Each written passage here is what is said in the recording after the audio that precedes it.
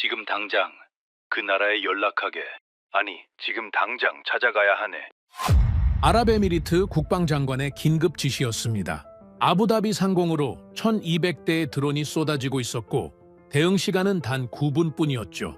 수천억 원의 미사일을 퍼부어도 역부족인 상황. 미국과 유럽마저 고개를 저을 때 오직 한 나라만 전혀 다른 답을 내놓았습니다. 바로 한국이었죠. 우리는 이미 20년 전부터 이 순간을 준비했습니다. 세계가 비웃던 한국의 빵원 요격 기술이 사막의 하늘을 가르는 순간 전 세계 방산 시장은 그대로 얼어붙었습니다. 1200대의 드론대를 단 한 발의 소리도 없이 전멸시킨 기적. 병원의 수술실을 지켜내고 한 나라의 운명을 바꾼 대한민국의 소름 돋는 실체. 지금 바로 공개합니다. 그 전에 잠깐 1초 만에 누를 수 있는 좋아요 버튼을 꾹 눌러주시면 영상 제작에 아주 큰 힘이 됩니다. 그럼 바로 시작하겠습니다. 병원입니다. 지금 수술 중인 환자가 있습니다. 저는 그 말을 듣는 순간 수화기를 든 손이 멈췄습니다. 수술 중인 환자, 그 단어가 머릿속에서 떠나질 않았습니다. 수화기 너머로는 다급한 숨소리와 함께 또 다른 목소리들이 겹쳐서 들려왔습니다. 현장의 혼란이 그대로 전해지는 듯했습니다. 저는 간신히 입을 열었습니다. 전력 복구까지 얼마나 걸립니까? 잠시 침묵이 흘렀습니다. 길지 않은 침묵이었지만 그 몇 초가 몇 분처럼 느껴졌습니다. 그리고 돌아온 대답은 딱 한마디였습니다. 모릅니다. 저는 천천히 수화기를 내려놓았습니다. 제 이름은 칼리드 알 나흐얀입니다. 아랍에미리트 국방부에서 방공전력 총괄 책임자로 일하고 있습니다. 22년 동안 오직 한 가지 일만 해왔죠. 우리나라의 하늘을 지키는 일입니다. 미국 공군과 영국 합동 방공 프로그램을 수료했고 중동 전역의 드론과 미사일 위협에 맞서는 방어 전략을 직접 설계해왔습니다. 수조 원 규모의 방산 계약을 검토하고 최종 승인하는 것도 제 몫이었죠. 한마디로 이 나라의 하늘에서 무슨 일이 벌어지면 모든 책임은 저에게 돌아옵니다. 그래서였을 겁니다. 그날 그 전화 한 통이 저를 그토록 무겁게 짓눌렀던 건 통제실 창문 너머로 사이렌 소리가 들려왔습니다. 처음엔 군 차량인 줄 알았습니다. 하지만 아니었습니다.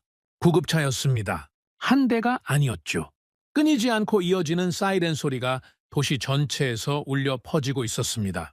저는 그 소리를 들으면서 이것이 단순한 군사적 위기가 아니라는 사실을 직감했습니다.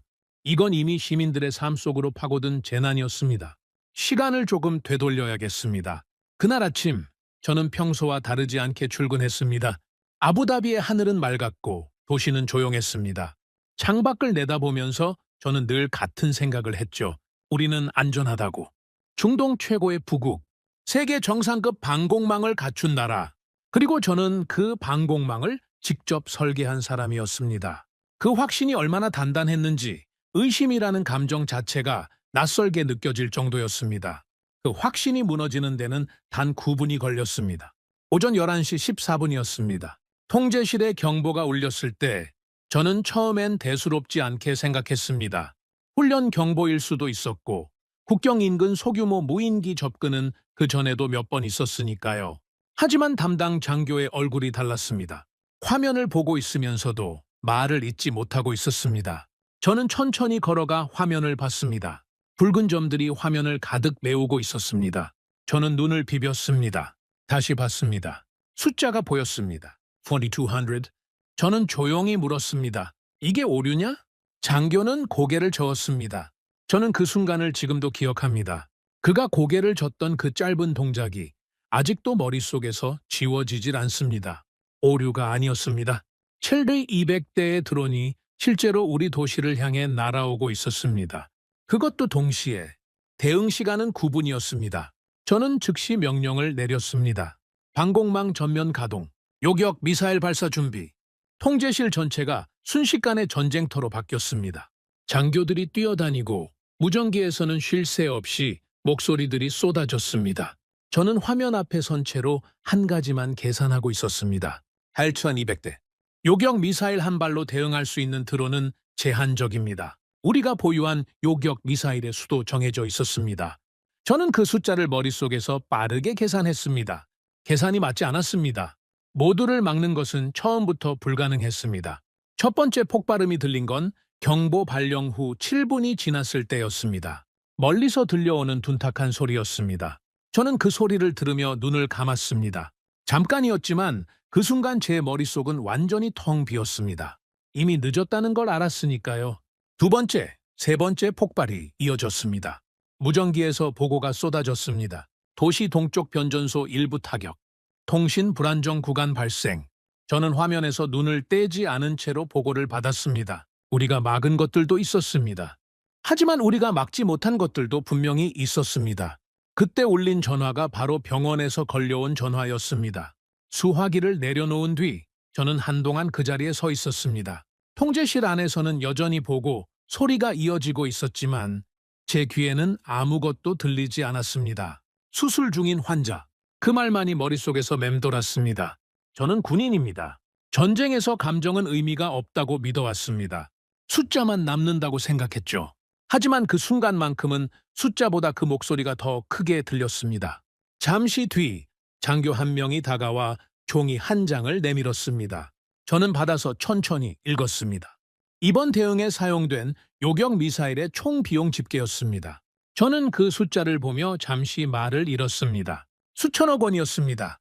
단 한 번의 공격을 막기 위해 쏟아부은 돈이 수천억이었습니다. 그리고 우리는 그것도 완전히 막지 못했습니다. 저는 종이를 책상 위에 내려놓으며 생각했습니다. 이 공격이 내일 또 온다면 어떻게 됩니까? 다음 주에 또 온다면 어떻게 됩니까?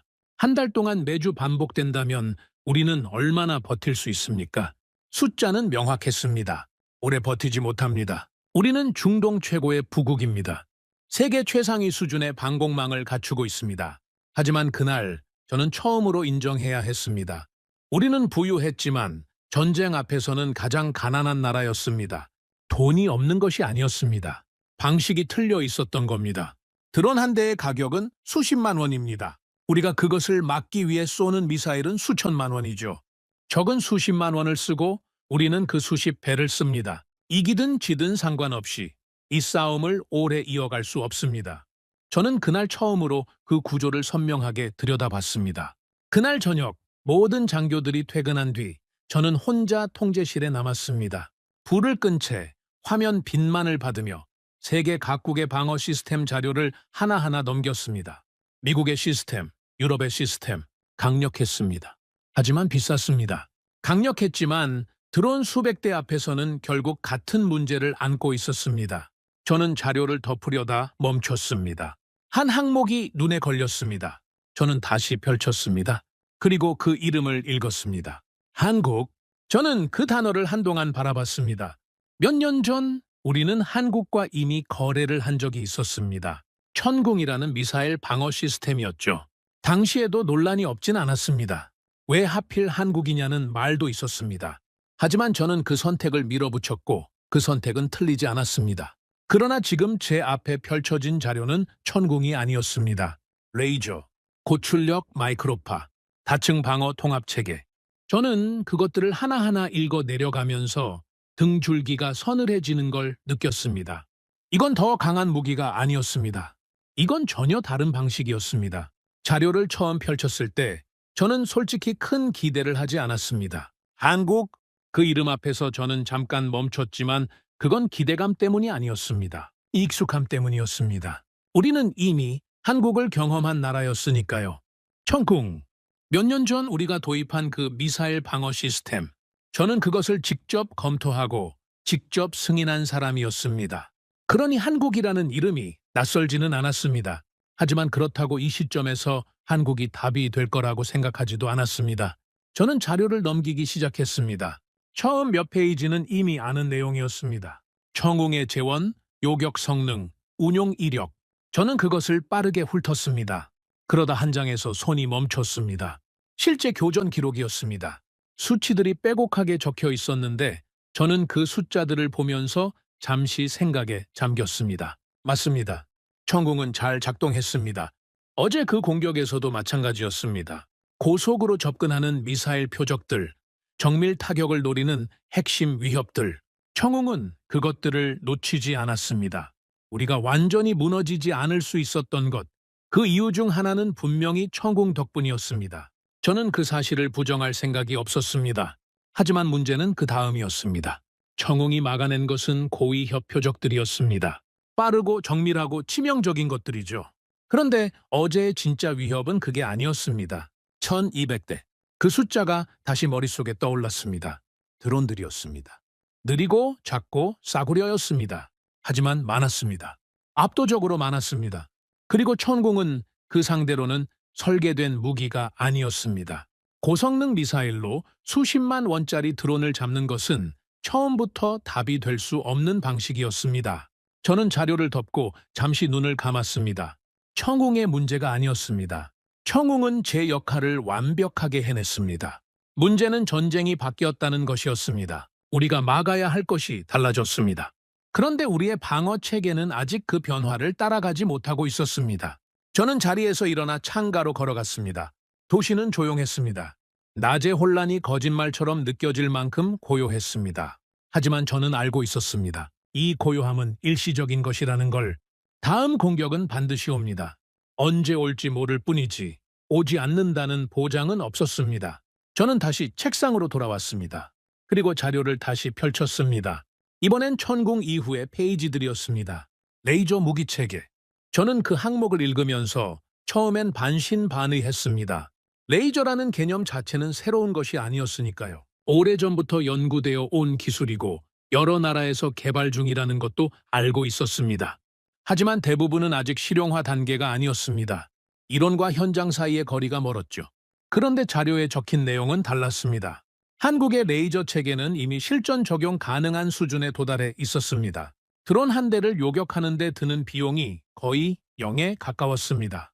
전기를 쓰는 무기이기 때문에 발사할수록 비용이 줄어드는 구조였습니다. 저는 그 숫자를 보면서 잠시 멈췄습니다.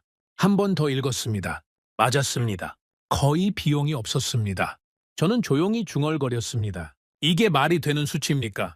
드론 한 대 가격이 수십만 원인데 그것을 막는 비용이 사실상 0에 가깝다면 이건 전쟁의 계산 구조를 완전히 뒤집는 방식이었습니다. 하지만 레이저만이 아니었습니다. 다음 페이지에는 고출력 마이크로파 무기가 나왔습니다. 줄여서 HPM이라고 부르는 체계였습니다. 저는 이 개념도 알고 있었습니다. 전자기파를 이용해서 드론의 전자장비를 무력화하는 방식이죠. 그런데 이 기술의 핵심은 단 하나였습니다. 여러 대를 동시에 무력화할 수 있다는 것. 단일 표적이 아니라 범위 안에 들어오는 드론 전체를 한꺼번에 제압할 수 있다는 것이었습니다. 저는 어제의 장면을 떠올렸습니다. 1200대. 레이더 화면을 가득 메우던 붉은 점들. 그것들을 하나하나 잡아내는 것은 불가능에 가까웠습니다. 하지만 HPM이 있다면 이야기가 달라집니다. 범위 안에 들어오는 순간 한꺼번에 떨어뜨릴 수 있습니다. 저는 자료를 넘기는 속도가 빨라지고 있다는 것을 스스로 느꼈습니다. 천궁이 고속 표적을 잡습니다. 레이저가 개별 드론을 제거합니다. HPM이 대규모 드론대를 동시에 무력화합니다. 저는 이 세 가지가 하나의 체계 안에 설계되어 있다는 것을 확인하는 순간 잠시 숨을 멈췄습니다. 이건 무기 하나가 아니었습니다. 이건 완성된 방어 시스템이었습니다. 저는 오래전 일을 떠올렸습니다. 제가 처음 방공 업무를 시작했을 때 선배 한 명이 이런 말을 한 적이 있었습니다. 진짜 방어는 강한 무기 하나가 아니라 모든 상황에 빈틈없이 대응하는 구조라고. 그 말이 옳다는 것을 머리로는 알았지만 실제로 그런 체계를 현실에서 본 적은 없었습니다. 어느 나라나 강한 무기 하나를 자랑했지 완성된 구조를 갖춘 나라는 보지 못했습니다. 한국이 그것을 만들고 있었습니다. 아니, 이미 만들어 놓고 있었습니다. 저는 자료 마지막 페이지에 적힌 개발 연혁을 봤습니다. 연도들이 쭉 이어져 있었습니다. 짧게는 10년, 길게는 20년이 넘는 연구 기간이었습니다. 한국은 이 체계를 하루아침에 만든 것이 아니었습니다. 오랫동안 조용히 쌓아온 것이었습니다. 저는 그것을 보면서 묘한 감정을 느꼈습니다. 기술에 대한 감탄이 아니었습니다. 더 정확히 말하자면 이 나라가 지금의 전쟁을 이미 오래전부터 예측하고 있었다는 것에 대한 경이감이었습니다. 드론 대량 공격이 현실의 위협이 되기 훨씬 전부터 그 위협에 맞설 방법을 연구해온 나라였습니다. 우리가 당하고 나서 해결책을 찾는 동안 그들은 이미 해결책을 완성해 놓고 있었습니다. 저는 잠시 창밖을 바라봤습니다. 도시의 불빛이 내려다 보였습니다. 낮에 그 혼란을 겪었다는 것이 믿기지 않을 만큼 평온한 야경이었습니다. 하지만 저는 알고 있었습니다. 이 도시가 다시 그 공격을 받는다면 우리는 또다시 같은 상황에 놓이게 된다는 것을. 같은 계산, 같은 불가능한 수치, 같은 결론, 모두를 막을 수 없습니다. 적어도 지금의 방식으로는. 저는 자료를 닫았습니다. 그리고 한참 동안 그냥 앉아 있었습니다. 머릿속에서 숫자들이 계속 돌아갔습니다. 어제의 비용, 내일의 비용, 한 달 후의 비용, 그리고 레이저의 비용, HPM의 비용, 청웅의 비용. 두 개의 숫자 체계가 머릿속에서 계속 부딪혔습니다. 그리고 결론은 명확했습니다. 현재의 방식은 지속될 수 없습니다. 하지만 한국의 방식은 지속될 수 있습니다. 저는 그 생각이 드는 순간 한 가지 감정이 올라오는 것을 느꼈습니다. 안도가 아니었습니다. 오히려 불안에 가까운 감정이었습니다. 왜냐하면 답이 보인다는 것은 동시에 그 답을 선택해야 한다는 것을 의미하기 때문이었습니다. 그리고 저는 그 선택이 얼마나 험한 길이 될지 이미 짐작하고 있었습니다. 청웅을 도입할 때도 그랬습니다. 반대가 없지 않았습니다. 왜 한국이냐는 목소리가 있었죠. 하지만 그건 시작에 불과했습니다. 이번엔 규모가 달랐습니다. 레이저 HPM 통합 방어 체계. 이건 단순히 미사일 하나를 사는 것이 아니었습니다.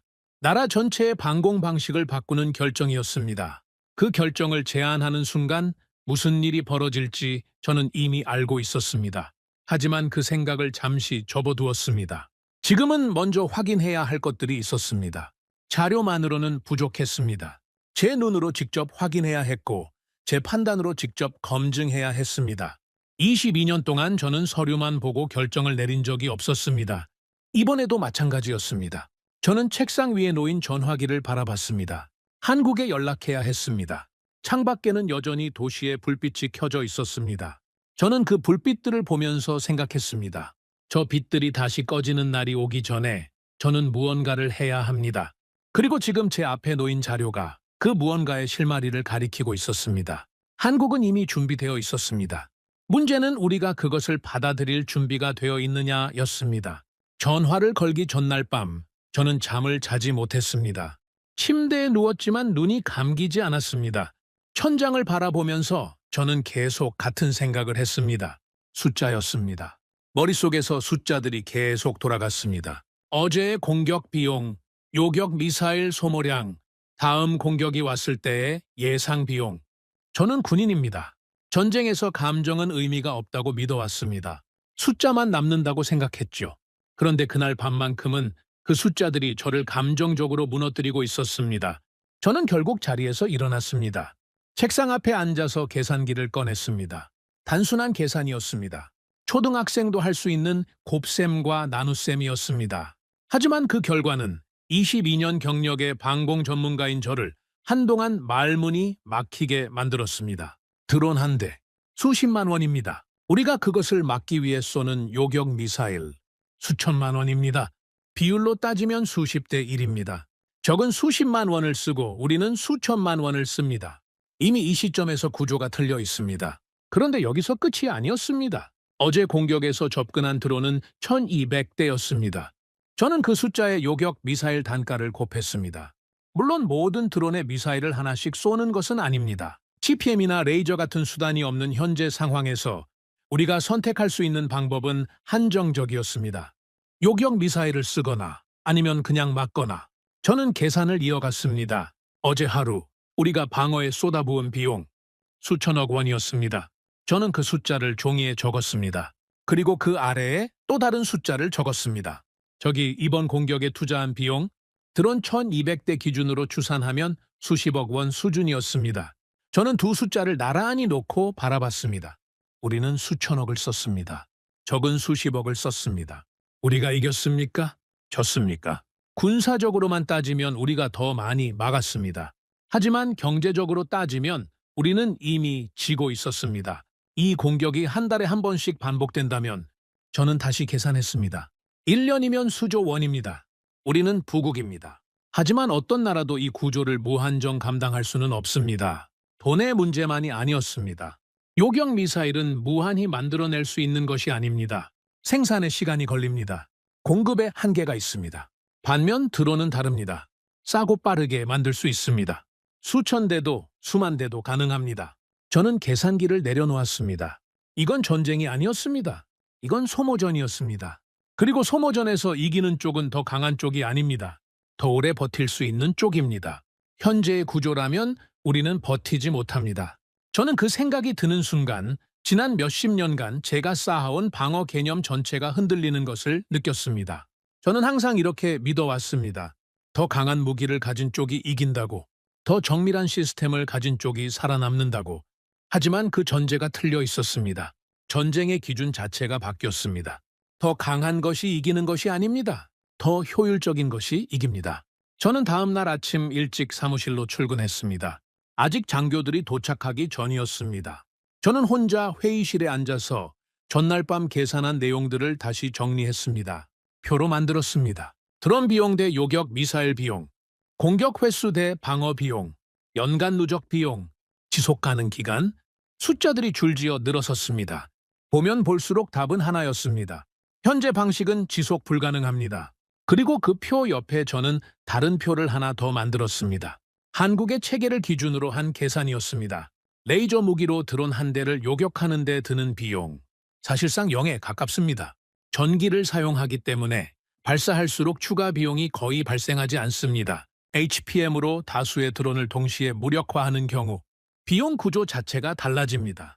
한 번의 작동으로 수십 대를 처리할 수 있다면 단가는 더욱 낮아집니다. 저는 두 표를 나란히 놓고 비교했습니다. 현재 방식, 드론 한 대 막는데 수천만 원. 한국 방식, 드론 한 대 막는데 사실상 0원. 이 차이가 무엇을 의미하는지 저는 정확히 알고 있었습니다. 이건 단순히 돈을 아끼는 문제가 아니었습니다.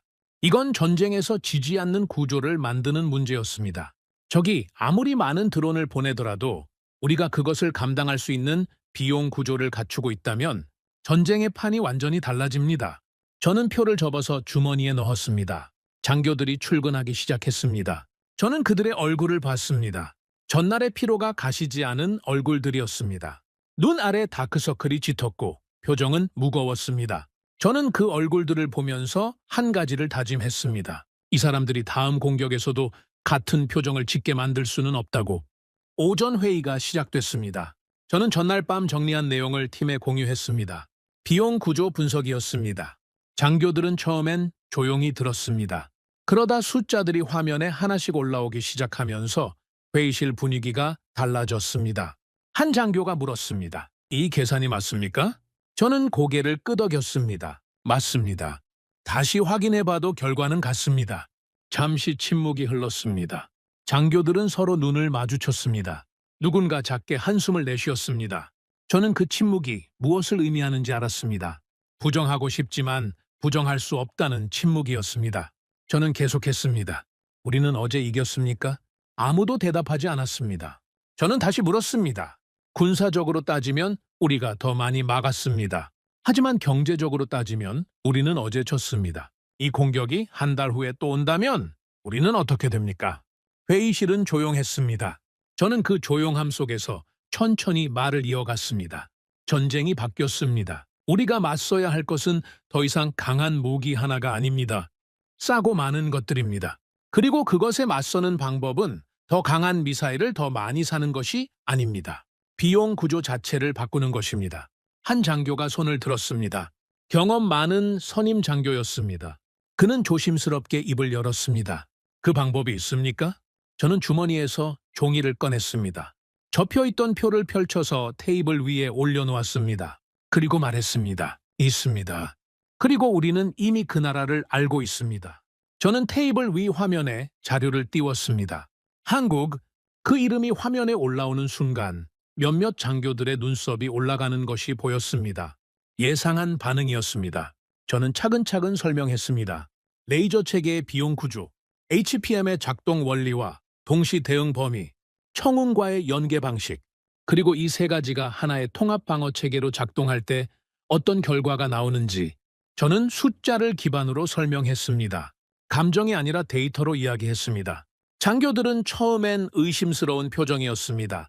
하지만 숫자들이 쌓여가면서 그 표정이 조금씩 바뀌었습니다. 의심에서 집중으로, 집중해서 놀람으로. 회의가 끝날 무렵 선임 장교가 다시 입을 열었습니다. 청홍은 우리가 이미 써봤습니다.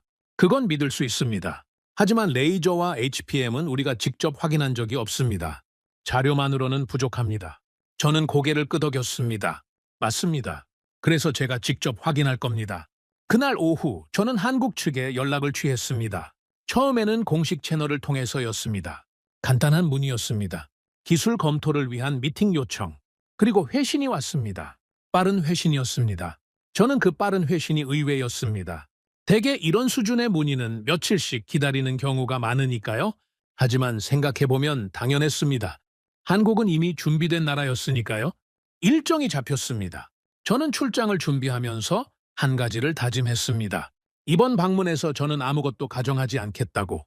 자료에서 본 것이 아무리 인상적이어도 제 눈으로 직접 확인하기 전까지는 결론을 내리지 않겠다고. 22년 동안 저를 지켜온 원칙이 바로 그것이었습니다. 서류를 믿지 않는다. 숫자를 믿는다. 그리고 그 숫자는 반드시 현장에서 나와야 한다. 출발 전날 밤 저는 다시 한번 그 표를 꺼냈습니다. 두 개의 비용 구조. 현재의 방식과 한국의 방식. 저는 그것을 한참 들여다봤습니다. 그리고 조용히 중얼거렸습니다. 이건 총알의 싸움이 아닙니다. 이건 경제의 싸움입니다. 그리고 우리는 지금 그 싸움에서 지고 있었습니다. 한국행 비행기 안에서 저는 내내 창밖을 바라봤습니다. 구름 위를 날아가면서 저는 이상한 기분을 느꼈습니다. 설레는 것도 아니었고 두려운 것도 아니었습니다. 굳이 표현하자면 판사가 법정에 들어서기 전에 느끼는 감정과 비슷했습니다. 결론을 내리기 전에 모든 것을 다시 한번 검토해야 한다는 무게감. 저는 그 감정을 22년 동안 수없이 느껴왔습니다. 새로운 시스템을 검토할 때마다, 새로운 계약을 앞에 놓을 때마다. 하지만 이번은 달랐습니다. 이번은 단순한 무기 검토가 아니었으니까요. 이번은 우리가 살아남는 방식을 바꾸는 일이었습니다. 저는 가방에서 자료를 꺼냈습니다. 이미 여러 번 읽은 자료였습니다. 하지만 저는 다시 처음부터 읽었습니다. 레이저 체계, HPM, 청운과의 통합 운영 방식. 읽을수록 한 가지 질문이 머릿속에서 자꾸 떠올랐습니다. 이게 정말 자료에 적힌 그대로 작동합니까? 이론과 현장은 다릅니다. 저는 그것을 수십 번 경험했습니다. 완벽해 보이는 자료가 현장에서 무너지는 것을 저는 직접 눈으로 봐왔습니다. 그래서 왔습니다. 서울에 도착했을 때 하늘은 맑았습니다. 아부다비와는 다른 공기였습니다. 차갑고 깨끗한 공기가 폐 속으로 들어오는 순간 저는 잠깐 눈을 감았습니다. 그리고 생각했습니다. 이 나라가 그것을 만들었다고. 60년이 넘는 시간 동안 전쟁의 위협 속에서 살아온 나라가 그 위협에 맞서는 방법을 만들어 왔다고. 공항에서 한국 측 담당자가 기다리고 있었습니다. 젊은 사람이었습니다. 하지만 눈빛이 달랐습니다. 흔들림이 없었습니다. 저는 사람의 눈빛을 오래 봐왔습니다. 자신 있는 사람과 그렇지 않은 사람의 차이는 눈에서 먼저 드러납니다. 그는 자신이 있었습니다. 첫 번째 일정은 브리핑이었습니다. 회의실에 들어서자 화면 가득 자료들이 정리되어 있었습니다. 한국 측 전문가들이 차례로 앉았습니다. 저는 그들을 한 명씩 바라봤습니다. 군인 출신도 있었고 연구자도 있었습니다. 각자의 분야에서 오랫동안 이 기술을 다뤄온 사람들이라는 것이 느껴졌습니다. 겉모습이 아니라 그들이 자료를 다루는 방식에서 브리핑이 시작됐습니다. 저는 처음 10분 동안 아무 말도 하지 않았습니다. 그냥 들었습니다. 설명은 간결했습니다. 불필요한 수식어가 없었습니다. 숫자와 데이터가 중심이었습니다. 저는 그 방식이 마음에 들었습니다. 저도 같은 방식으로 일하는 사람이었으니까요. 레이저 체계 설명이 시작됐습니다. 담당 연구자가 화면에 그래프를 띄웠습니다. 출력 수치, 대응 거리, 요격 정확도. 저는 그 숫자들을 보면서 아무 표정도 짓지 않으려 했습니다. 하지만 솔직히 말하면 속으로는 놀랐습니다. 자료에서 본 것과 일치했습니다. 아니, 자료보다 더 구체적이었습니다. 실제 테스트에서 나온 수치들이었습니다. 이론값이 아니라 현장값이었습니다. 저는 그 차이를 알아보는 훈련이 되어 있습니다. 깔끔하게 정리된 이론 수치는 언제나 예쁩니다. 하지만 현장에서 나온 수치는 다릅니다. 조금 지저분하고 조금 들쭉날쭉하고, 하지만 그 속에 진짜 신뢰가 들어 있습니다. 화면에 올라온 숫자들은 현장값이었습니다. 저는 손을 들었습니다. 이 수치는 어떤 환경에서 나온 겁니까? 통제된 실험 환경입니까? 아니면 실제 운용 환경입니까? 연구자는 망설임 없이 대답했습니다. 실제 운용 환경입니다. 기상 조건 변수를 포함한 수치입니다. 맑은 날과 흐린 날, 바람이 강한 날의 데이터가 모두 포함되어 있습니다. 저는 고개를 끄덕였습니다. 그리고 속으로 한 가지를 확인했습니다. 이 사람들은 숨기지 않습니다. 불리한 조건의 데이터도 포함시켰습니다. 좋은 숫자만 보여주려 했다면 그렇게 하지 않았을 겁니다. 저는 그것을 신뢰의 첫 번째 신호로 받아들였습니다. HPM 설명이 이어졌습니다. 이 부분에서 저는 특히 집중했습니다. 단일 표적 대응이 아니라 다수 동시 대응. 그것이 핵심이었으니까요. 담당자는 시뮬레이션 영상을 보여줬습니다. 저는 그것을 보면서 숨을 한번 멈췄습니다. 화면 안에서 수십 대의 드론이 동시에 접근합니다. 그리고 HPM이 작동하는 순간 그것들이 일제히 멈춥니다. 하늘에서 쏟아져 내립니다. 한 발의 미사일이 아니었습니다. 전자기파 하나가 범위 안의 모든 것을 동시에 무력화했습니다. 저는 조용히 물었습니다. 동시 대응 범위는 어떻게 됩니까? 담당자가 구체적인 수치를 제시했습니다. 저는 그 숫자를 머릿속에서 빠르게 계산했습니다. 어제의 공격 1200대. 만약 그 자리에 HPM이 있었다면 저는 계산을 멈췄습니다. 계산을 이어가는 것이 의미가 없었기 때문이 아니었습니다. 계산이 너무 명확했기 때문이었습니다. 상황이 완전히 달라졌을 것입니다. 브리핑이 끝난 뒤 점심 식사 자리가 마련됐습니다. 저는 그 자리에서 한국 측 선임 담당자와 마주 앉았습니다. 그는 오랜 방산 경험을 가진 사람이었습니다. 저보다 나이가 조금 많아 보였습니다. 우리는 잠시 일상적인 이야기를 나눴습니다. 하지만 저는 그 가벼운 대화 속에서 한 가지를 느꼈습니다. 이 사람은 자기 나라의 기술에 대한 확신이 있습니다. 자랑하는 것이 아니었습니다. 과장하는 것도 아니었습니다. 그냥 알고 있는 사람의 태도였습니다. 자신이 직접 봐왔고 직접 확인해왔기 때문에 흔들리지 않는 그런 태도. 저는 그것을 오래 봐온 사람입니다. 그리고 그 태도는 거짓으로 만들 수 없습니다. 오후에는 시연이 있었습니다. 저는 그 시연을 위해 이 먼 길을 온 것이나 다름없었습니다. 장비가 준비된 현장으로 이동했습니다. 넓은 공간이었습니다. 저는 지정된 위치에 서서 전체를 조망했습니다. 장비들이 설치되어 있었고 운용 인력들이 각자의 위치에 배치되어 있었습니다. 저는 그 배치 방식을 봤습니다. 효율적이었습니다. 불필요한 동선이 없었습니다. 각 인력이 정확히 자신의 역할 안에 있었습니다. 저는 현장을 보면 그 조직이 얼마나 잘 훈련되어 있는지를 압니다. 이 현장은 잘 훈련된 조직의 현장이었습니다. 시연이 시작됐습니다. 먼저 레이저 체계였습니다. 표적 드론이 설정된 거리에서 날아오기 시작했습니다. 저는 눈을 고정했습니다. 발사 소리가 없었습니다.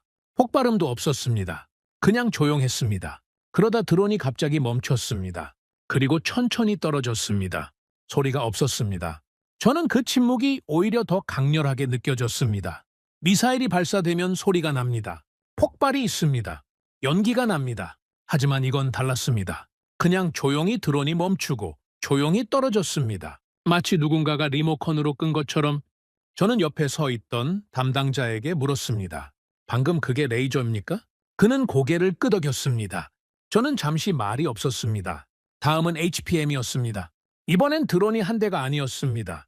여러 대가 동시에 접근했습니다. 저는 숫자를 세었습니다. 20대가 넘었습니다. 저는 그것들이 날아오는 것을 지켜봤습니다.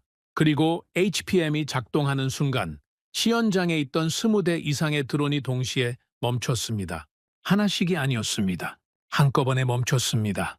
저는 그 광경을 보면서 한 가지 생각이 머릿속을 꽉 채웠습니다. 어제의 공격, 1200대. 만약 이것이 있었다면 저는 그 생각을 잠시 머릿속에서 흘려보냈습니다. 지금은 지난 일을 후회할 때가 아니었습니다. 지금은 앞을 봐야 할 때였습니다. 시연이 끝났습니다. 저는 담당자에게 몇 가지를 더 물었습니다. 실제 전투 환경에서의 내구성, 운용 인력 훈련 기간, 우리 기존 시스템과의 통합 가능성. 그는 모든 질문에 명확하게 답했습니다. 모르는 것은 모른다고 했습니다. 확인이 필요한 것은 확인 후 알려주겠다고 했습니다. 저는 그 솔직함을 좋아했습니다. 아는 것만 말하는 사람을 저는 신뢰합니다. 모든 것을 안다고 말하는 사람은 믿지 않습니다. 이 사람은 아는 것만 말했습니다. 저녁 무렵 일정이 끝나고 저는 혼자 호텔방에 앉았습니다. 창밖으로 서울의 야경이 펼쳐져 있었습니다. 아부다비와 다른, 하지만 똑같이 살아 숨쉬는 도시의 불빛이었습니다. 저는 그 불빛을 바라보면서 오늘 본 것들을 하나하나 되짚었습니다. 자료에서 본 것과 현장에서 본 것이 일치했습니다. 아니, 현장이 자료보다 더 인상적이었습니다. 숫자는 거짓말을 하지 않았고, 사람들은 과장하지 않았고, 장비는 제대로 작동했습니다. 하지만 저를 가장 강하게 붙잡은 것은 기술 자체가 아니었습니다. 저를 붙잡은 것은 이 체계가 만들어진 방식이었습니다. 한국은 이 시스템을 어느 날 갑자기 만들어낸 것이 아니었습니다. 수십 년에 걸쳐 쌓아온 것이었습니다. 북쪽에서 오는 위협을 매일 마주하면서 그 위협에 맞서는 방법을 끊임없이 연구하고 실패하고 다시 만들어온 나라였습니다. 극한의 환경이 이 기술을 단련시켰습니다. 우리는 부유해서 최고의 무기를 살 수 있었습니다. 하지만 한국은 생존을 위해 직접 만들어야 했습니다. 그 차이가 지금 이 자리에서 보이고 있었습니다. 사는 것과 만드는 것은 다릅니다. 저는 그 차이를 오늘 처음으로 몸으로 느꼈습니다.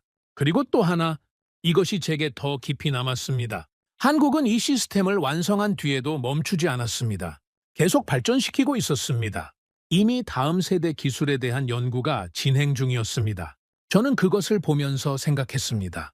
그들은 이미 다음 전쟁을 준비하고 있습니다. 우리가 이번 전쟁을 어떻게 막을지 고민하는 동안 그들은 다음 전쟁을 어떻게 이길지를 연구하고 있었습니다. 저는 창가에서 물러나 침대에 앉았습니다. 그리고 한참 동안 생각에 잠겼습니다. 내일 귀국하면 저는 이것을 제안해야 합니다. 하지만 그 제안이 얼마나 험한 길이 될지 저는 이미 알고 있었습니다. 청웅 도입 때도 반대가 있었습니다. 그런데 이번은 그 수준이 아닙니다. 레이저 HPM 통합방어 체계 전면 도입. 이건 나라 전체의 방공 전략을 한국 방식으로 다시 짜는 것입니다. 내부 반발은 분명합니다. 외부 압력도 올 겁니다. 기존에 우리와 방산 계약을 해온 나라들이 가만히 있지 않을 것입니다. 저는 그것을 알면서도 한 가지가 더 선명해지는 것을 느꼈습니다. 답은 이미 나와 있었습니다. 이미 본 것은 눈에서 지워지지 않습니다. 이미 계산한 것은 머릿속에서 사라지지 않습니다. 레이저가 드론을 소리 없이 멈추던 그 장면, HPM이 20대의 드론을 한꺼번에 떨어뜨리던 그 장면, 그리고 두 개의 비용 구조를 나란히 놓았을 때의 그 명확한 차이. 저는 이것을 외면할 수 없었습니다.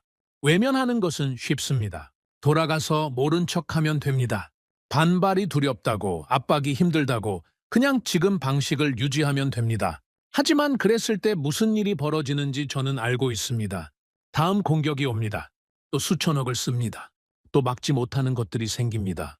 또 병원에서 전화가 옵니다. 저는 그 전화를 다시 받고 싶지 않았습니다. 수화기를 든 손이 멈추던 그 순간, 전력 복구까지 얼마나 걸립니까? 라고 물었을 때 돌아온 그 한마디. 모릅니다. 저는 그 말이 아직도 귀에 남아 있었습니다. 다음엔 그 말을 듣지 않아도 되는 나라를 만들어야 했습니다. 저는 자리에서 일어나 가방을 열었습니다. 그리고 메모지를 꺼내서 적기 시작했습니다. 내일 귀국하면 해야 할 일들이었습니다. 보고서 작성, 비용 구조 재정리, 제안서 초안, 그리고 마지막에 한 줄을 더 적었습니다. 설득해야 할 사람들, 그 목록은 짧지 않았습니다. 저는 메모지를 접어서 주머니에 넣었습니다. 그리고 다시 창밖을 바라봤습니다. 서울의 밤은 여전히 환했습니다. 저는 그 빛을 보면서 생각했습니다. 이 나라는 오랫동안 위협 속에서 살아왔습니다. 하지만 포기하지 않았습니다. 오히려 그 위협이 이 나라를 더 강하게 만들었습니다. 우리도 그렇게 할 수 있습니다. 하지만 먼저 저는 싸워야 했습니다. 회의실에서, 서류 더미 속에서, 그리고 저를 막으려는 사람들과 귀국하는 비행기 안에서 저는 눈을 감고 있었습니다. 잠을 자려는 것이 아니었습니다. 생각을 정리하려는 것이었습니다. 서울에서 본 것들이 머릿속에서 계속 재생됐습니다. 레이저가 드론을 소리 없이 멈추던 장면, HPM이 작동하는 순간 20대 이상의 드론이 한꺼번에 떨어지던 장면. 저는 그것들을 눈을 감은 채로 다시 천천히 들여다봤습니다. 보면 볼수록 한 가지 생각이 선명해졌습니다. 저는 아직 절반밖에 보지 못했습니다. 자료에는 더 있었습니다. 시연에서 보여준 것은 전체의 일부였습니다. 저는 한국 측 담당자에게 추가 자료를 요청해 두었고 귀국 후 이틀 뒤에 받기로 되어 있었습니다.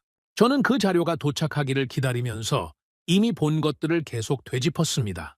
그리고 한 가지 질문이 멈추지 않고 돌아왔습니다. 한국은 이것을 언제부터 준비했습니까? 비행기가 착륙했습니다. 아부다비의 공기가 다시 폐 속으로 들어왔습니다. 뜨겁고 건조한 공기였습니다. 저는 공항을 빠져나오면서 이 공기가 익숙하면서도 다르게 느껴졌습니다. 제가 떠나기 전과 같은 도시인데 제가 보는 방식이 달라진 것 같았습니다. 사무실로 바로 출근했습니다. 책상 위에 보고서들이 쌓여 있었습니다. 저는 그것들을 한쪽으로 밀어놓고 노트북을 열었습니다. 서울에서 찍어온 사진들과 메모들을 하나하나 다시 열었습니다. 그리고 정리를 시작했습니다. 이틀 후 한국에서 추가 자료가 도착했습니다. 저는 그날 다른 일정을 모두 취소했습니다. 자료가 방대했습니다. 단순한 기술 스펙이 아니었습니다. 연구 과정 전체가 담겨 있었습니다. 어떤 위협에서 출발했는지, 어떤 실패를 겪었는지, 어떻게 그것을 극복했는지. 저는 그것을 처음부터 끝까지 읽었습니다. 읽는데 하루가 걸렸습니다. 레이저 체계부터 시작했습니다. 자료에는 개발 초기의 실패 기록들이 담겨 있었습니다. 출력이 부족했던 시절, 기상 조건에 취약했던 시절, 냉각 문제로 연속 발사가 불가능했던 시절, 그것들을 하나하나 극복해가는 과정이 상세하게 기록되어 있었습니다. 저는 그 기록을 읽으면서 한 가지를 느꼈습니다. 이 기술은 연구실에서 만들어진 것이 아니었습니다. 현장에서 만들어진 것이었습니다. 실패하고 수정하고 다시 실패하고 다시 수정하는 과정이 이 기술 안에 쌓여 있었습니다. 그리고 그 과정을 이끈 것은 단순한 기술적 호기심이 아니었습니다. 살아남아야 한다는 절박함이었습니다. 저는 잠시 자료에서 눈을 들었습니다. 우리는 최고의 무기를 돈으로 샀습니다. 필요하면 더 좋은 것을 또 샀습니다. 하지만 한국은 달랐습니다. 그들은 살 수 없는 상황에서 직접 만들어야 했습니다. 그 차이가 지금 이 자료 안에 고스란히 녹아 있었습니다. 저는 다음 장으로 넘겼습니다. HPM 부분이었습니다. 저는 서울에서 시연을 봤을 때 이미 놀랐습니다. 하지만 자료를 읽으면서 더 놀랐습니다.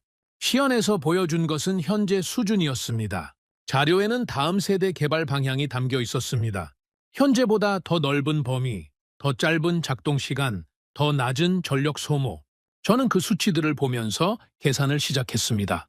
다음 세대가 완성된다면 대응 범위는 지금의 몇 배가 됩니다. 어제의 공격에서 1200대가 문제였다면 다음 세대 HPM이 있는 상황에서는 그 숫자가 의미를 잃습니다. 범위 안에 들어오는 순간 전부 무력화됩니다. 저는 자료를 덮고 잠시 생각했습니다. 현재 수준도 이미 충분합니다. 하지만 한국은 여기서 멈추지 않고 있습니다. 그들은 이미 다음을 만들고 있었습니다. 다음 장은 통합운용체계였습니다. 저는 이 부분에서 가장 오래 멈췄습니다. 레이저, HPM, 청웅, 이 세 가지를 따로따로 볼 때와 하나의 체계로 묶어서 볼 때는 완전히 다른 이야기입니다. 자료에는 그 통합 운용 방식이 상세하게 설명되어 있었습니다. 천궁은 고속으로 접근하는 미사일과 정밀 유도 무기를 담당합니다. 빠르고 치명적인 표적이죠. 레이저는 개별 드론을 정밀하게 제거합니다. 느리지만 작아서 잡기 까다로운 것들을 처리합니다. HPM은 대규모 드론대를 한꺼번에 무력화합니다. 수백 대가 동시에 와도 범위 안에서는 전부 처리됩니다. 그리고 이 세 가지는 각각 독립적으로 작동하면서도 동시에 하나의 통제 체계 안에서 연결되어 있었습니다. 어떤 위협이 들어오더라도 그 위협의 종류와 규모에 따라 자동으로 최적의 대응 수단이 선택됩니다. 운용자가 매번 판단할 필요가 없습니다. 체계가 이미 판단합니다. 저는 그것을 읽으면서 한 가지 말이 머릿속에서 맴돌았습니다. 빈틈이 없습니다. 22년 동안 저는 수많은 방어 시스템을 검토해왔습니다. 그리고 어떤 시스템에도 반드시 빈틈이 있었습니다. 강한 대신 느리거나 빠른 대신 범위가 좁거나 정밀한 대신 비용이 과도하거나 완벽한 것은 없었습니다. 저는 그것을 당연하게 받아들여왔습니다. 세상에 완벽한 것은 없다고. 그런데 지금 제 앞에 있는 이 체계는 그 전제를 흔들고 있었습니다. 빈틈이 없었습니다. 아니, 더 정확히 말하면 기존의 시스템들이 각자 가지고 있던 빈틈들을 서로가 메우고 있었습니다. 청웅이 처리하지 못하는 것을 레이저가 처리하고 레이저가 감당하지 못하는 규모는 HPM이 해결합니다. 그리고 그 모든 것이 하나의 체계 안에서 유기적으로 움직입니다. 저는 자료를 닫았습니다. 그리고 오래된 기억 하나를 떠올렸습니다. 방공 업무를 처음 시작했을 때 저의 첫 번째 스승이 해준 말이었습니다. 그는 30년 경력의 방공 전문가였습니다. 은퇴하기 직전 마지막으로 저에게 이런 말을 했습니다. 진짜 방어는 막는 것이 아니다. 버티는 것이다. 한 번을 막는 것이 아니라 10번을 막을 수 있는 구조를 만드는 것이 진짜 방어다. 저는 그 말을 오랫동안 기억해왔습니다. 하지만 솔직히 말하면 그것이 실제로 가능한 것인지 반신반의했습니다. 현실에서는 언제나 한계가 있었으니까요. 무기에도 한계가 있고 비용에도 한계가 있고 사람에게도 한계가 있습니다. 그런데 한국의 이 체계는 그 한계를 다른 방식으로 정의하고 있었습니다.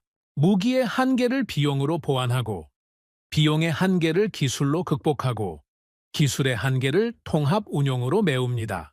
그리고 그 전체가 하나로 묶여서 버틸 수 있는 구조를 만들어냅니다. 저는 그것을 이해하는 순간 첫 번째 스승의 말이 다시 떠올랐습니다. 버티는 것. 한국이 만든 것이 바로 그것이었습니다. 저는 자리에서 일어나 창가로 걸어갔습니다. 바깥은 저녁이 되어 있었습니다. 하루가 그렇게 지나가 있었습니다. 저는 창밖을 보면서 한참 동안 서 있었습니다. 그러다 문득 한 가지 사실이 떠올랐습니다. 한국이 이 체계를 개발하기 시작한 것이 언제인지 자료에 나와 있었습니다. 저는 그 연도를 머릿속에서 꺼냈습니다. 그리고 지금으로부터 얼마나 전인지를 계산했습니다. 20년이 넘었습니다. 드론 대량 공격이 현실의 전술로 등장하기 훨씬 전부터 한국은 이미 그것에 대한 대비를 시작하고 있었습니다. 세상이 아직 그 위협을 인식하지 못하고 있을 때 그들은 이미 다음 전쟁의 모습을 그리고 있었습니다. 저는 그것이 어떻게 가능했는지를 생각했습니다. 한국은 휴전 상태의 나라입니다. 전쟁이 끝난 것이 아니라 멈춰 있는 나라입니다. 그 나라의 군인들은 매일 아침 출근하면서 오늘 전쟁이 다시 시작될 수 있다는 것을 생각하며 일합니다. 그 긴장감이 20년 동안 이 기술을 만들어 온 원동력이었을 것입니다. 우리는 보유했습니다. 하지만 절박하지 않았습니다. 한국은 절박했습니다. 그 절박함이 이 기술을 만들었습니다. 저는 창가에서 돌아와 다시 책상에 앉았습니다. 그리고 보고서를 작성하기 시작했습니다. 서울 방문 결과 보고서였습니다. 저는 보고서를 쓰면서 단어 하나하나를 신중하게 골랐습니다. 이 보고서는 단순한 출장 결과가 아니었습니다.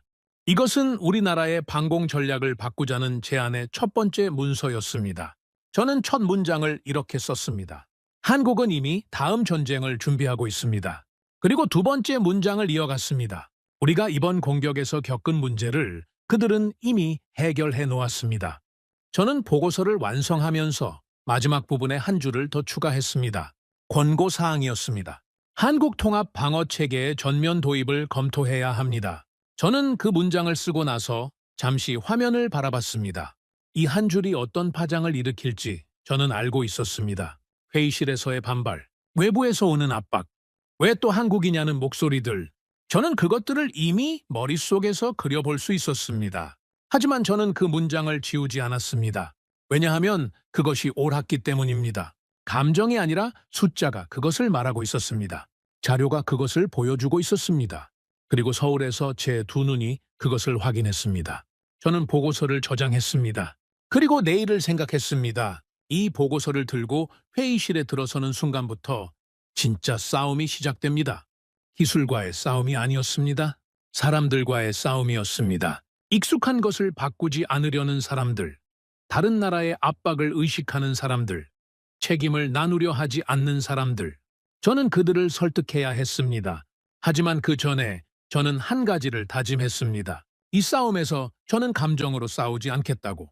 오직 숫자로, 데이터로, 현장에서 직접 확인한 사실로만 싸우겠다고. 왜냐하면 그것이 가장 강한 무기였으니까요. 저는 자리에서 일어났습니다. 밖은 이미 깊은 밤이었습니다. 사무실 불을 끄고 나오면서 저는 마지막으로 한 번 더 생각했습니다. 한국은 준비된 나라였습니다. 우리가 겪은 문제는 그들에게 이미 과거였습니다. 그리고 이제 문제는 단 하나였습니다. 우리가 그것을 받아들일 준비가 되어 있느냐? 보고서를 제출한 건 아침 일찍이었죠. 저는 회의실에 들어서기 전 복도에서 잠깐 멈췄습니다. 문 너머로 사람들의 목소리가 들려왔어요. 아직 회의가 시작되지도 않았는데 이미 분위기가 심상치 않았죠. 저는 숨을 한번 고르고 문을 열었습니다. 회의실 안에는 12명이 앉아 있었죠.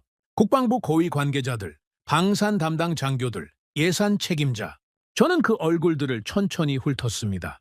몇몇은 이미 보고서를 읽은 표정이었어요. 읽었다는 것은 알 수 있었지만 그 표정이 좋지 않다는 것도 알 수 있었죠. 저는 자리에 앉았습니다. 회의는 제가 보고서 내용을 간략히 설명하는 것으로 시작됐죠. 저는 서울에서 본 것들을 순서대로 이야기했습니다. 레이저 체계, HPM, 통합 운용 방식, 그리고 비용 구조 비교. 저는 감정을 빼고 숫자만 이야기했어요. 그것이 제 방식이었으니까요. 설명이 끝나자마자 첫 번째 목소리가 나왔습니다. 칼리드, 우리가 천공을 도입한 게 몇 년이나 됐습니까? 그것도 당신이 밀어붙인 거 아니었습니까? 목소리의 주인공은 라힘 장군이었죠. 20년 넘게 함께 일해온 사람이었습니다. 저는 그를 잘 알고 있었어요. 그는 새로운 것을 싫어하는 사람이 아니었습니다. 하지만 검증되지 않은 것을 더 싫어하는 사람이었죠. 저는 차분하게 대답했습니다. 맞습니다. 천공은 제가 밀어붙였죠. 그리고 그 선택은 틀리지 않았습니다. 그래서 이번에도 한국이라는 겁니까? 이번엔 한국이어서가 아닙니다. 숫자가 한국을 가리키고 있어서입니다. 라힘 장군은 입을 다물었습니다. 하지만 그것이 동의를 의미하지는 않았죠. 잠시 침묵이 흐르더니 이번엔 다른 목소리가 들려왔어요. 예산 책임자였습니다. 하산이라는 사람이었죠. 그는 서류를 앞에 놓고 천천히 입을 열었습니다. 레이저와 HPM 도입 비용이 얼마나 됩니까? 청웅 때와는 규모가 다를 텐데요. 저는 준비해온 수치를 제시했습니다.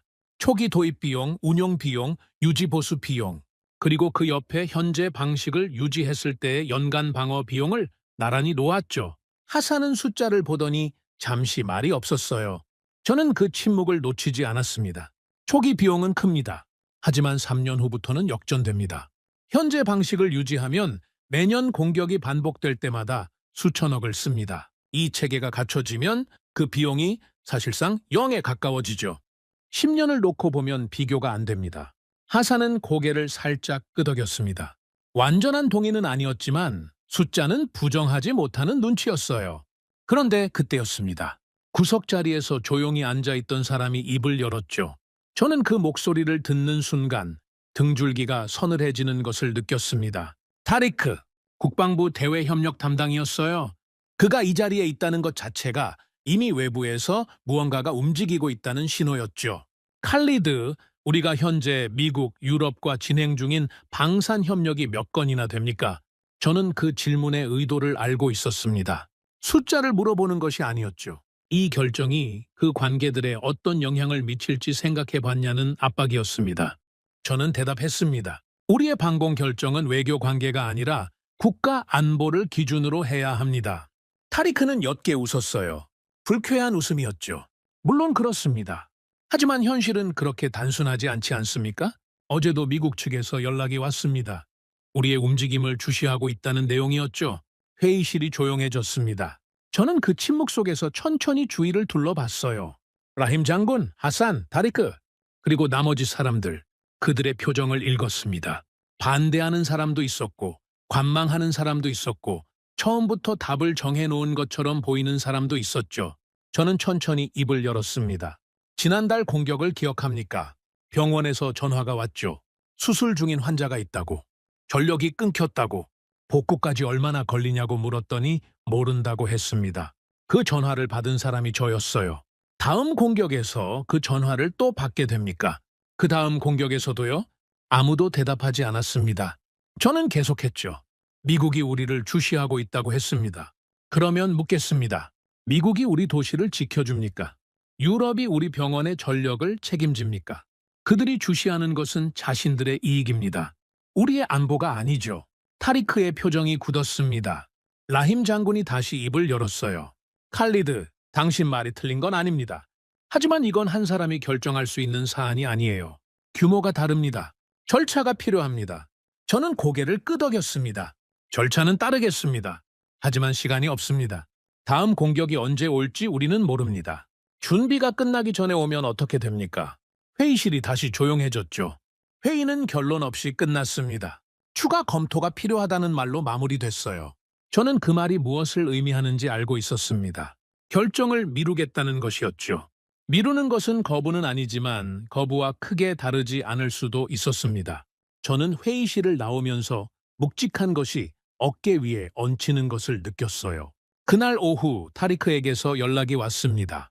직접 만나고 싶다는 내용이었죠. 저는 잠시 생각했습니다. 그리고 만나기로 했어요. 피한다고 해결되는 것이 아니었으니까요. 그는 제 사무실로 왔습니다. 문을 닫고 앉더니 이번엔 회의실에서와는 다른 톤으로 이야기를 시작했죠.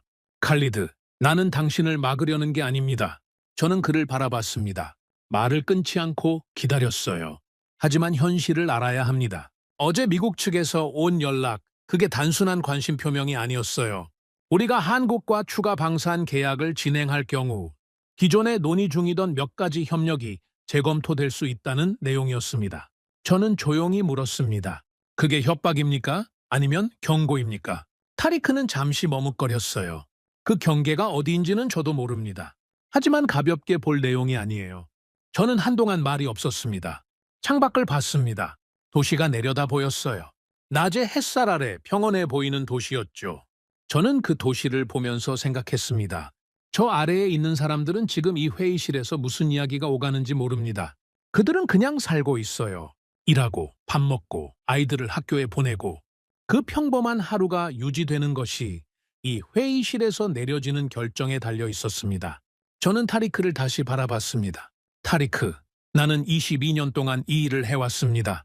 그 시간 동안 한 가지를 배웠어요. 외부의 압박은 항상 있습니다. 새로운 결정을 내릴 때마다 누군가는 불편해하죠. 그게 미국이든 유럽이든 우리 내부든. 하지만 그 압박 때문에 옳은 결정을 포기한 적은 없었습니다. 타리크는 잠시 저를 바라보더니 천천히 고개를 끄덕였어요. 동의인지 체념인지 알 수 없는 고개짓이었죠. 그가 나간 뒤 저는 혼자 사무실에 앉아 있었습니다. 솔직히 말하면 그 순간 저는 흔들렸어요. 흔들리지 않는다고 하면 거짓말이 됩니다. 타리크의 말이 머릿속에서 자꾸 맴돌았죠. 기존 협력이 재검토될 수 있다. 그 말이 의미하는 것이 무엇인지 저는 알고 있었어요. 단순한 방산 계약 문제가 아니었습니다. 정치적 관계, 외교적 균형, 지역 안보 구도, 그 모든 것이 얽혀 있는 문제였죠. 저는 그것을 외면할 만큼 순진하지 않았습니다. 하지만 동시에 또 다른 생각이 머릿속에서 자꾸 올라왔어요. 저는 주머니에서 메모지를 꺼냈습니다. 2개의 비용 구조를 적어놓은 그 종이였죠. 현재 방식, 한국 방식. 저는 그 2줄을 바라봤습니다.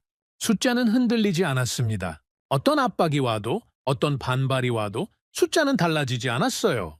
드론 한 대를 막는데 수천만 원이 드는 현실은 변하지 않습니다.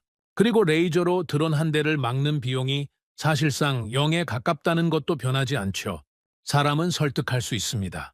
하지만 숫자는 설득할 수 없어요. 저는 메모지를 다시 접었습니다.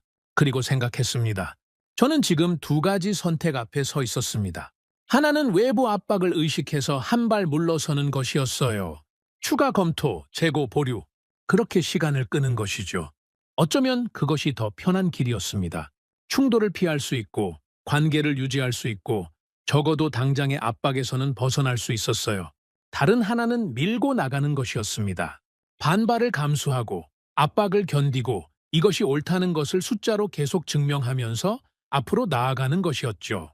저는 그 2가지 선택을 한동안 저울질했습니다. 그러다 또 다른 기억이 떠올랐어요. 병원에서 걸려온 전화, 수술 중인 환자, 모릅니다라는 그 한마디. 저는 그 목소리를 다시 들었습니다. 귀에 남아있는 그 목소리가 저를 붙잡았어요. 저는 결정했습니다. 밀고 나갑니다. 반발은 감수하겠습니다. 압박도 견디겠습니다. 하지만 이 결정을 포기하지는 않겠습니다. 왜냐하면 이것은 저 혼자의 선택이 아니었으니까요. 저 아래 도시에서 살아가는 사람들의 이야기였습니다. 병원에서 수술을 받는 사람들, 아이를 키우는 부모들, 매일 아침 출근하는 사람들, 그들이 안전하게 살아갈 수 있는 구조를 만드는 것이 제가 22년 동안 이 일을 해온 이유였습니다. 저는 자리에서 일어났습니다. 내일 다시 싸워야 했습니다. 모레도 그 다음 날도 이 결정이 통과되는 날까지 저는 계속 싸워야 했죠. 하지만 한 가지는 알고 있었어요. 답은 이미 나와 있었습니다. 한국은 준비된 나라였습니다. 그리고 그 준비된 나라의 기술이 지금 제 손 안에 있었습니다. 저는 그것을 놓지 않을 생각이었어요. 밖은 어두워져 있었습니다. 저는 사무실 불을 끄고 나오면서 마지막으로 한 번 더 도시를 내려다봤죠. 불빛들이 켜져 있었습니다. 오늘도 내일도 저 불빛들이 꺼지지 않게 해야 했어요. 그게 제 일이었으니까요. 경보가 울린 건 새벽 2시였죠. 저는 자고 있지 않았습니다. 책상에 앉아서 서류를 보고 있었어요. 요즘은 새벽에도 잠이 잘 오지 않았습니다.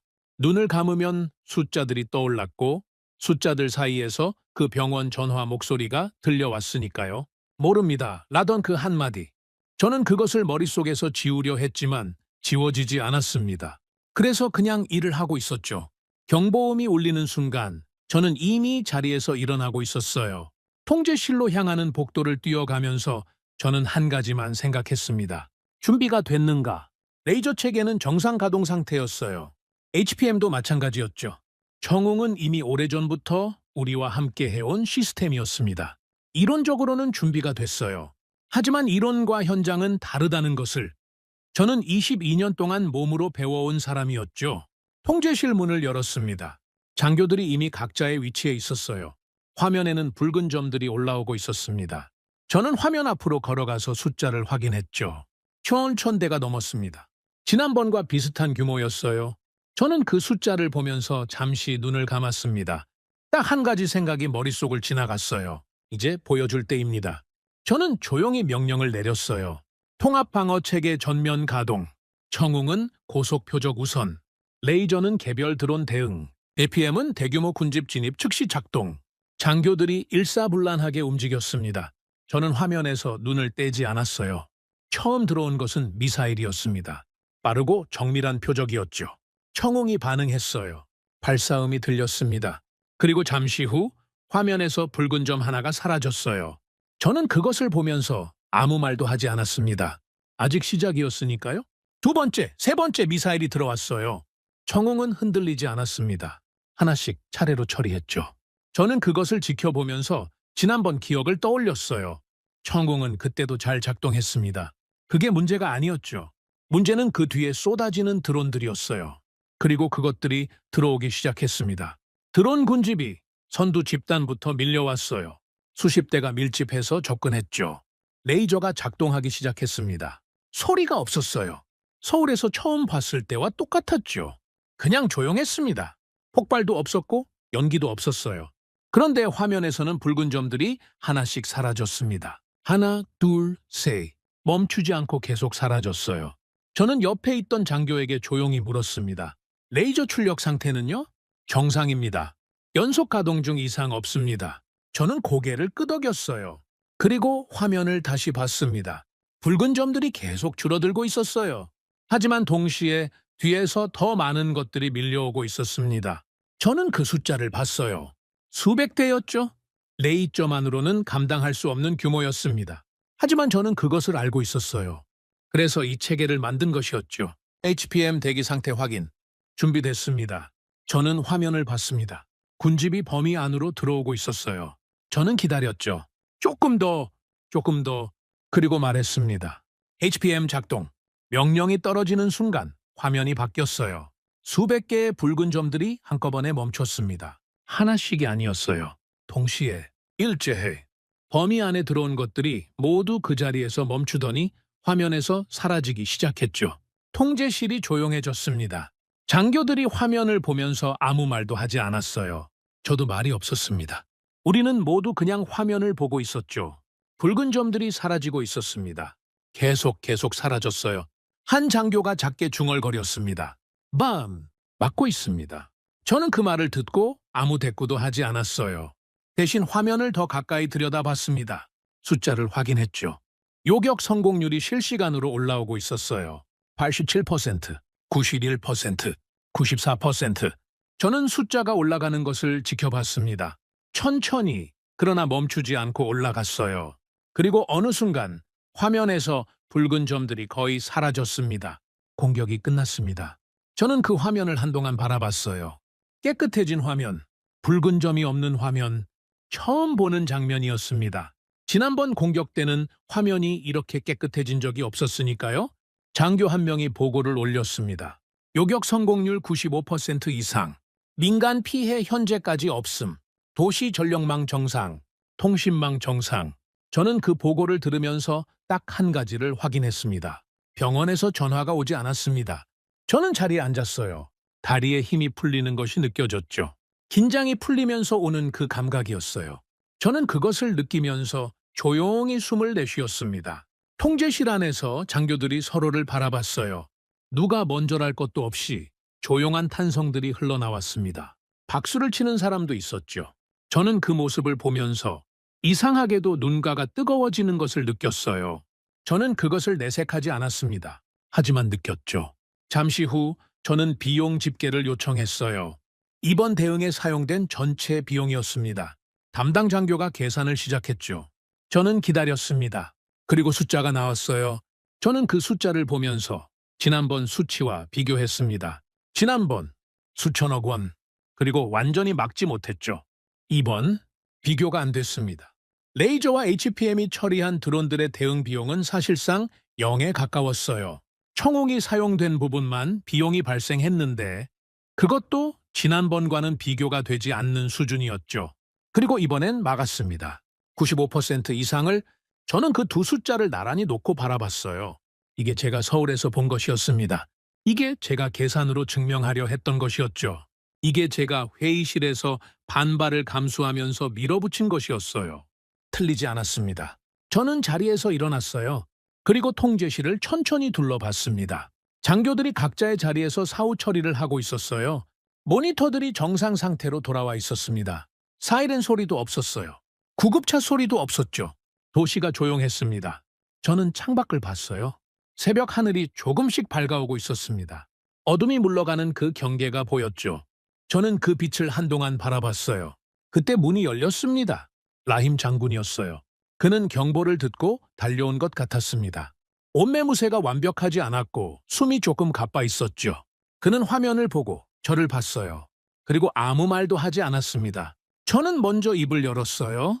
95% 이상입니다. 전력망 정상, 통신망 정상, 민간 피해 없습니다. 라힘 장군은 천천히 화면으로 걸어갔습니다. 깨끗한 화면을 바라봤어요. 한동안 그 자리에 서 있었죠.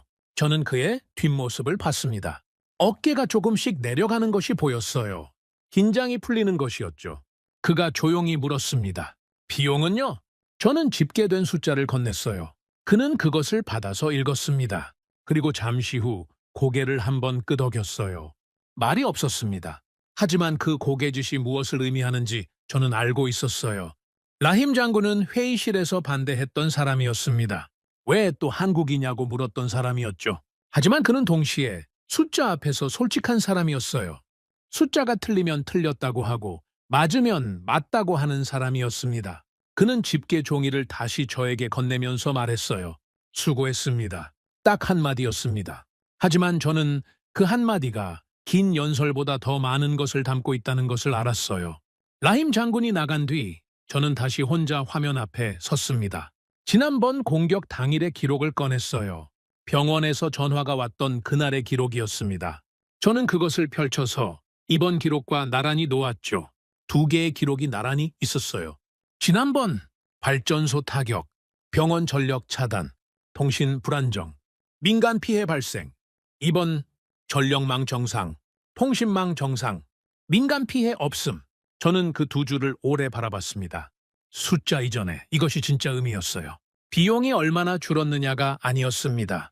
그날 수술대 위에 있었던 환자가 오늘은 무사할 수 있었다는 것이었죠.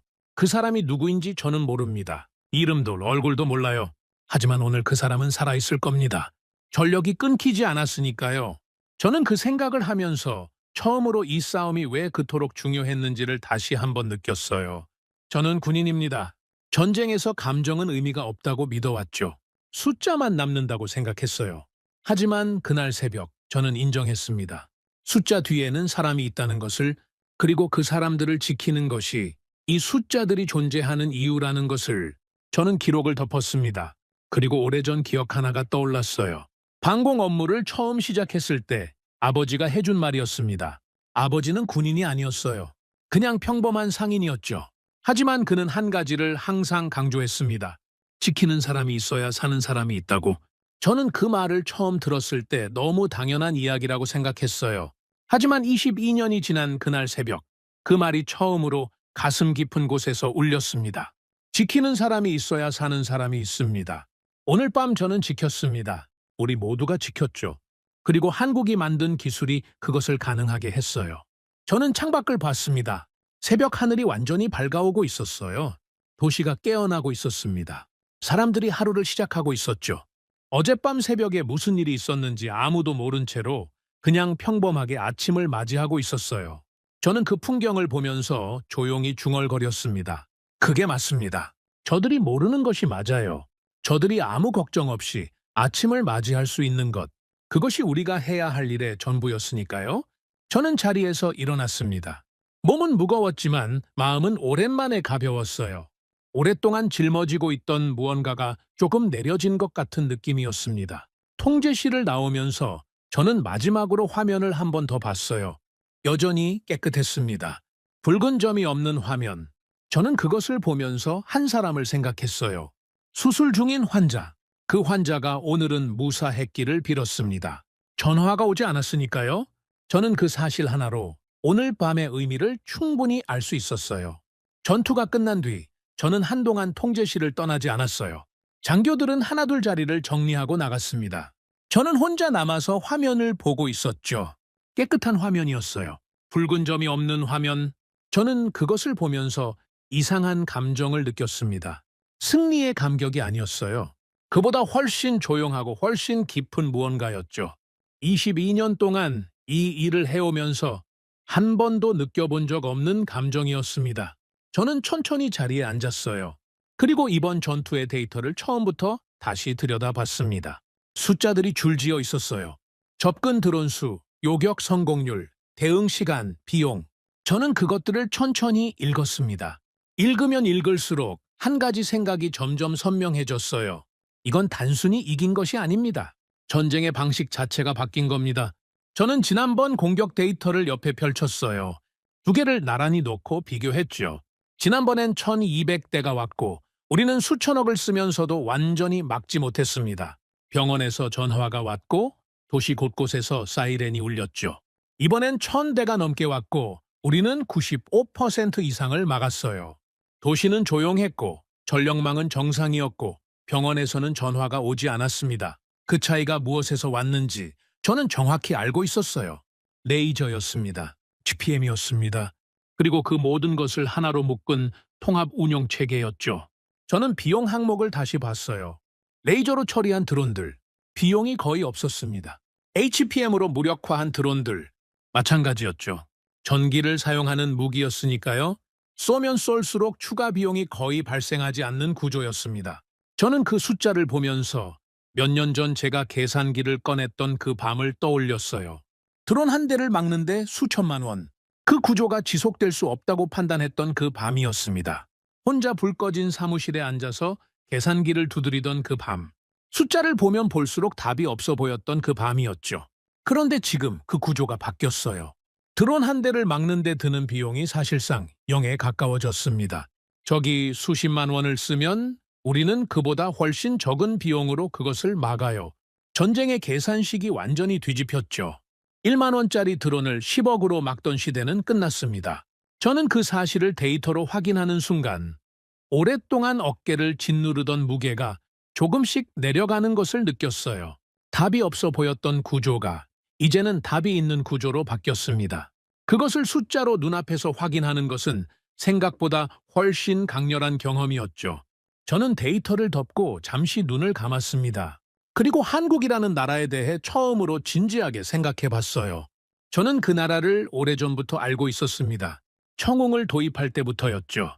하지만 솔직히 말하면 그때까지만 해도 저는 한국을 그냥 좋은 무기를 만드는 나라로만 봤어요. 성능이 검증됐고 가격이 합리적이고 납기가 빠른 나라. 그 이상도 이하도 아니었습니다. 하지만 그날 새벽 깨끗해진 화면 앞에서 저는 처음으로 다른 질문을 했어요. 한국은 어떻게 이것을 만들었습니까? 저는 서울에서 가져온 자료를 다시 꺼냈습니다. 개발 연혁, 연구 기록, 실패 보고서들. 저는 그것들을 새벽빛 아래에서 천천히 읽었어요. 이미 여러 번 읽은 자료였지만 그날 새벽엔 다르게 보였습니다. 한국은 60년이 넘는 시간 동안 전쟁의 위협 속에서 살아왔어요. 휴전선 너머에서 언제든 전쟁이 다시 시작될 수 있는 나라였습니다. 전쟁이 끝난 나라가 아니었어요. 멈춰 있는 나라였죠. 그 나라의 군인들과 연구자들은 매일 아침 그 긴장감을 안고 출근했습니다. 오늘 전쟁이 시작될 수도 있다는 것을 알면서도 그 자리를 지켰어요. 그 절박함이 이 기술을 만들었습니다. 우리는 부유했기 때문에 살 수 있었어요. 필요하면 세계 최고의 무기를 돈으로 샀습니다. 하지만 한국은 달랐죠. 그들은 살 수 없는 상황에서 직접 만들어야 했어요. 실패하면 다시 만들고 또 실패하면 또 다시 만들었습니다. 그 반복이 20년, 30년 쌓이면서 지금의 이 기술이 됐어요. 저는 실패 보고서들을 다시 펼쳤습니다. 레이저 체계 개발 초기의 기록들이었어요. 출력이 부족했던 시절, 기상 조건에 취약했던 시절, 연속 발사가 불가능했던 시절, 그 실패들이 빼곡하게 기록되어 있었습니다. 저는 그 기록을 읽으면서 한 가지를 느꼈어요. 이 사람들은 실패를 숨기지 않았습니다. 오히려 기록했어요. 정확하게, 상세하게. 왜 실패했는지, 무엇이 문제였는지, 어떻게 해결했는지 그 모든 과정이 고스란히 남아 있었습니다. 저는 그것이 이 기술의 진짜 토대라는 것을 알았어요. 성공의 기록이 아니라 실패의 기록 위에 이 기술이 세워진 것이었습니다. 저는 자료를 덮었어요.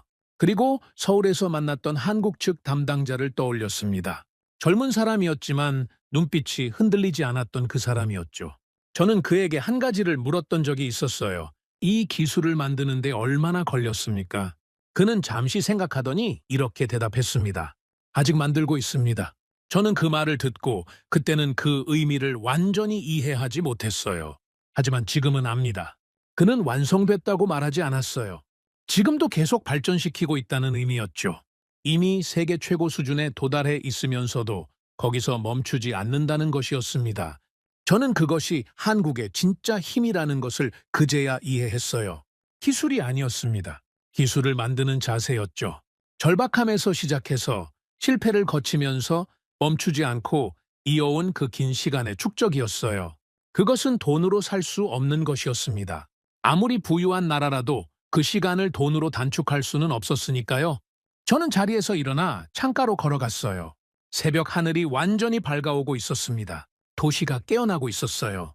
사람들이 하루를 시작하고 있었죠. 어젯밤 새벽에 무슨 일이 있었는지 아무도 모른 채로 그냥 평범하게 아침을 맞이하고 있었습니다. 저는 그 풍경을 보면서 한동안 말이 없었어요. 저 사람들은 모릅니다. 어젯밤 1000대가 넘는 드론이 이 도시를 향해 날아왔다는 것을, 그것들이 막혔다는 것을, 수술 중인 환자가 있는 병원의 전력이 이번엔 끊기지 않았다는 것을, 그들은 그냥 평범하게 아이들을 깨우고 밥을 차리고 출근 준비를 하고 있었죠. 그 평범한 아침이 유지된 겁니다. 한국이 만든 기술 덕분에. 저는 그 풍경을 보면서 22년 동안 해온 이 일의 의미를 처음으로 이렇게 선명하게 느꼈어요. 저는 항상 숫자로 일해왔습니다. 비용, 성능, 요격률, 그 숫자들이 전부라고 생각했죠. 하지만 그날 아침 창밖의 도시를 보면서 저는 알았어요. 숫자 뒤에 저 사람들이 있었던 겁니다. 그리고 그 사람들을 지키는 것이 이 숫자들이 존재하는 이유였죠. 저는 창가에서 돌아와 다시 책상 앞에 앉았어요. 그리고 라힘 장군에게 전화를 걸었습니다. 이른 아침이었지만 그는 받았어요. 아마 그도 잠을 자지 않았을 겁니다. 저는 말했습니다. 결과 보셨습니까? 그는 잠시 침묵하다가 대답했어요. 봤습니다. 어떻게 생각하십니까? 또 침묵이 흘렀습니다. 저는 기다렸어요. 라힘 장군은 성급하게 말하는 사람이 아니었으니까요. 그는 생각하고 그 다음에 말하는 사람이었습니다. 그가 입을 열었어요. 칼리드, 당신이 옳았습니다. 저는 그 말을 듣고 아무 대꾸도 하지 않았습니다. 필요가 없었어요. 옳고 그름을 확인하려고 싸운 것이 아니었으니까요. 저는 그냥 조용히 말했습니다. 다음 준비를 해야 합니다. 압니다. 함께 하죠. 전화가 끊겼어요. 저는 수화기를 내려놓으면서 오랫동안 느끼지 못했던 감각을 느꼈습니다. 혼자가 아니라는 느낌이었어요. 회의실에서 혼자 버텨야 했던 그 무게감이 조금 가벼워지는 것이 느껴졌죠. 잠시 후 저는 한국 측 담당자에게 메시지를 보냈어요. 감사 인사가 아니었습니다. 저는 원래 그런 방식으로 일하는 사람이 아니었으니까요. 대신 이렇게 썼어요. 당신들이 만든 것이 어젯밤 이 도시를 지켰습니다. 숫자가 그것을 증명했습니다. 짧은 문장이었어요. 하지만 저는 그 안에 담고 싶었던 것이 충분히 담겼다고 생각했습니다. 회신은 빠르게 왔어요. 감사합니다. 우리는 계속 만들겠습니다. 저는 그 문장을 읽고 잠시 멈췄습니다. 계속 만들겠습니다. 그 말이 왜 그렇게 묵직하게 느껴졌는지 저는 잠시 생각했어요. 그리고 이내 알았습니다. 그들은 자랑하지 않았어요. 칭찬에 기뻐하지도 않았습니다. 그냥 앞을 봤죠. 어젯밤의 결과가 아니라 다음을 봤어요. 그것이 이 나라의 방식이었습니다. 절박함에서 시작해서 실패를 거치면서 멈추지 않고 앞으로 가는 것. 저는 메시지를 덮고 마지막으로 한 번 더 창밖을 바라봤어요. 도시의 불빛이 아침 햇살과 섞이고 있었습니다. 밤새 켜져 있던 불빛들이 서서히 햇빛 속으로 녹아들고 있었어요. 저는 그것을 보면서 조용히 중얼거렸습니다. 우리는 더 강한 무기를 산 것이 아닙니다. 우리는 전쟁의 계산식을 바꾼 겁니다. 그리고 그 계산식을 만든 나라는 한국이었어요. 60년 넘는 절박함 위에, 수십 년의 실패 위에, 멈추지 않는 연구 위에 세워진 나라. 돈으로 살 수 없는 시간을 스스로 쌓아온 나라. 우리는 그 나라를 선택했고 그 선택은 어젯밤 이 도시의 불빛을 지켰습니다. 한국이 만든다면 우리는 의심하지 않습니다. 우리는 선택합니다. 그리고 저는 압니다. 그 선택은 틀리지 않는다는 것을. 저는 발걸음을 옮겼습니다. 할 일이 많았어요. 최종 보고서를 써야 했고 데이터를 정리해야 했고 다음을 준비해야 했습니다. 전쟁은 한 번의 승리로 끝나지 않으니까요. 그리고 한국도 이미 그것을 알고 있었죠. 그래서 그들은 어젯밤의 결과에 멈추지 않고 오늘도 계속 만들고 있는 것이었습니다. 복도를 걸어 나오면서 저는 그 문장을 다시 한번 떠올렸어요. 우리는 계속 만들겠습니다. 저도 그렇게 해야 했습니다. 한 번의 성공으로 안주하지 않는 것, 오늘보다 더 나은 내일을 준비하는 것. 그것이 그들에게서 제가 배운 가장 중요한 것이었으니까요. 건물 밖으로 나왔습니다. 아침 햇살이 쏟아졌어요. 눈이 부셨죠. 저는 잠시 멈춰서서 그 빛을 받았습니다. 도시가 살아있었어요. 사람들이 걷고 있었습니다. 차들이 달리고 있었죠. 아이들이 학교를 향해 가고 있었어요. 어젯밤 새벽에 무슨 일이 있었는지 아무도 모르는 채로 그냥 평범하게 하루를 시작하고 있었습니다. 저는 그 풍경 앞에 한동안 서 있었어요. 그리고 그 평범함이 세상에서 가장 지키고 싶은 것이라는 것을 다시 한번 느꼈습니다. 오늘의 사연은 여기까지입니다. 구독과 좋아요는 영상 제작에 아주 큰 힘이 됩니다. 지금까지 감동테라스 저는 소희였습니다. 오늘도 우리 구독자님들의 가정에 따뜻한 행복이 가득하시길 진심으로 바라겠습니다. 긴 영상 끝까지 시청해주셔서 정말 감사합니다. 내일 더 좋은 이야기로 찾아뵙겠습니다. 감사합니다.